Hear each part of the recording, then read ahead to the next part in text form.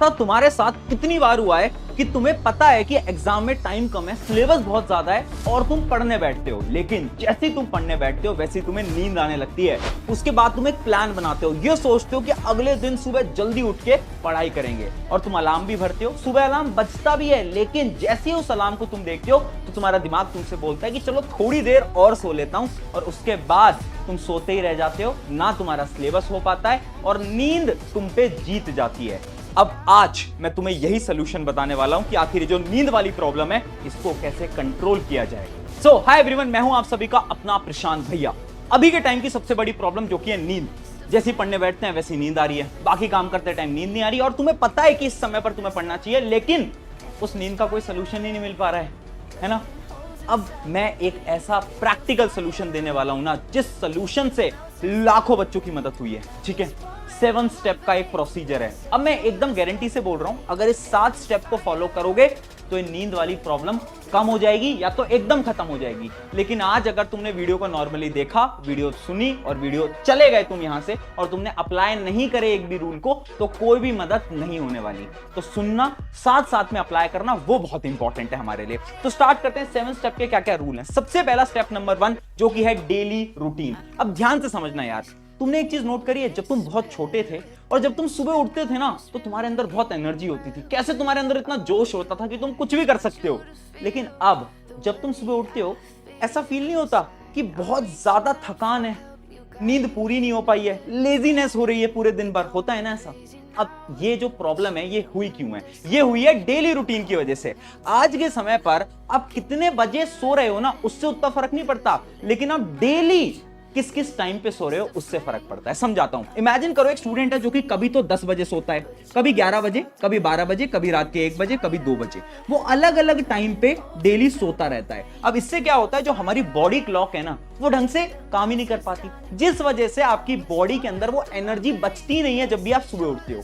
इस वजह से ये फर्क नहीं पड़ता कि आप रात को 10 बजे सोते हो, 9 बजे या 12 बजे। फर्क इस बात से पड़ता है जितने भी बजे आप सो रहे हो, सेम टाइम हर रोज फॉलो करो। अगर 12 बजे भी सो रहे हो ना, तो 12 बजे डेली सोने जाना है, और सुबह अगर 7 बजे उठ रहे हो तो 7 बजे डेली उठना पड़ेगा।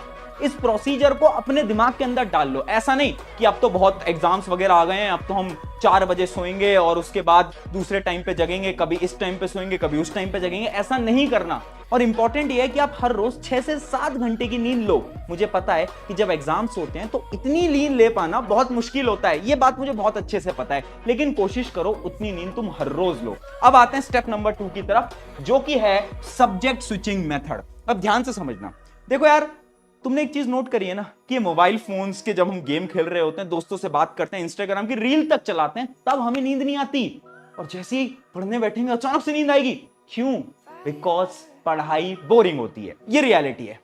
अब हम पढ़ाई को इंटरेस्टिंग कैसे बनाएंगे? देखो, तुम्हें एक मेथड को फॉलो करना है जिसको सब्जेक्ट स्विचिंग मेथड बोलते हैं। अब इस मेथड के अंदर तुम्हें क्या करना है कि तुम्हें ना अपने सब्जेक्ट्स को बदलते रहना है। अगर हम सेम चीज को बहुत लंबे समय तक करते हैं तो हमें नींद आती है। जैसे इमेजिन करो तुम्हें मैथ्स करनी थी और तुम पिछले 2 घंटे से सिर्फ मैथ्स ही पढ़े जा रहे हो। अब होगा क्या कि तुम्हारे दिमाग को ना थकान महसूस होने लगेगी। तो आपको क्या करना है, 1-1.5 घंटे एक सब्जेक्ट पढ़ना है, फिर अगले 1 घंटे कोई और सब्जेक्ट पढ़ना है, अगले 1 घंटे कोई और सब्जेक्ट पढ़ना है। उससे क्या होगा, जब हम सब्जेक्ट्स को स्विच करते रहेंगे हमारा दिमाग ज्यादा एक्टिव रहेगा। मैं अपने टाइम पे क्या ट्रिक फॉलो करता था, दिन के समय पे मैं ज्यादा प्रोडक्टिव होता था। उस समय पर मैं क्या करता था, वो सब्जेक्ट्स जो मुझे बिल्कुल पसंद नहीं थे, जैसे कि एसएसटी, ये सब जो थ्योरेटिकल सब्जेक्ट्स होते हैं, उनको मैं पढ़ता था। रात को जब मुझे नींद आ रही होती थी तब मैं अपने सबसे फेवरेट सब्जेक्ट को पढ़ता था, जैसे कि मैथ, साइंस। अब इनमें क्या होता था, इनमें मुझे मजा आता था, तो रात को अगर मैं इनको पढ़ भी लेता था ना तो भी मुझे नींद नहीं आती थी। बट अगर मैं रात को एसएसटी पढ़ूंगा तो मुझे बहुत नींद आने लगेगी। तो ये मैंने अपने लिए सोल्यूशन निकाला था। तुम ऐसा ही सोल्यूशन खुद के लिए निकालो अपनी सब्जेक्ट प्रेफरेंस के अकॉर्डिंग। अब बढ़ते हैं स्टेप नंबर 3 की तरफ, जो कि है फेवरेट म्यूजिक। Very important. देखो यार, जब भी आपको बहुत ज्यादा नींद आ रही है ना, लग रहा है यार बॉडी में बिल्कुल भी एनर्जी नहीं है, लेजीनेस महसूस हो रही है, एक गाना चलाओ। आपका एक नया एक फेवरेट सॉन्ग होगा ना जिससे कि आपको एनर्जी मिलती होगी, वो गाना चलाओ। कोई भी हो सकता है।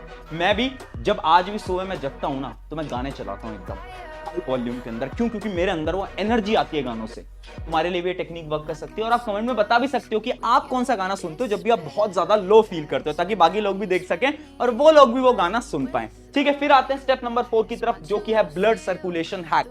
देखो यार, एक सिंपल सी चीज है, नींद क्यों आती है? क्योंकि ब्लड सर्कुलेशन ढंग से नहीं हो पाता हमारी बॉडी के अंदर। तो जब भी आप पढ़ रहे हो ना, एक चीज नोट रखनी है तुम्हें कि हमेशा, मान लो तुम एक लेक्चर देख रहे हो, लेक्चर बोरिंग है, किताब पढ़ना बोरिंग है, साथ में एक रफ नोटबुक लेकर बैठो और उस रफ नोटबुक के अंदर जो भी तुम्हें समझ में आ रहा है जल्दी जल्दी लिखते जाओ, लिखते जाओ, लिखते जाओ, लिखते जाओ। उससे क्या होगा? आपका हाथ चल रहा है, जब हमारा हाथ मूव करता रहेगा ब्लड सर्कुलेशन होता रहेगा और हमें नींद आने की चांसेस 50 से 60% तक रिड्यूस हो जाती हैं। और अगर ज्यादा नींद आती है तो उठो, 2 मिनट के लिए वॉक करो, एक्सरसाइज करो, ताकि ब्लड सर्कुलेशन बॉडी के अंदर बहुत बेहतरीन हो जाए। और उसके बाद जाओ, वापस से पढ़ने बैठ जाओ। ये कुछ कुछ टेक्निक्स हैं, बहुत छोटी हैं, बट अगर तुमने फॉलो करा, इससे बहुत मदद होती है। हम डेली लाइफ के अंदर इन्हीं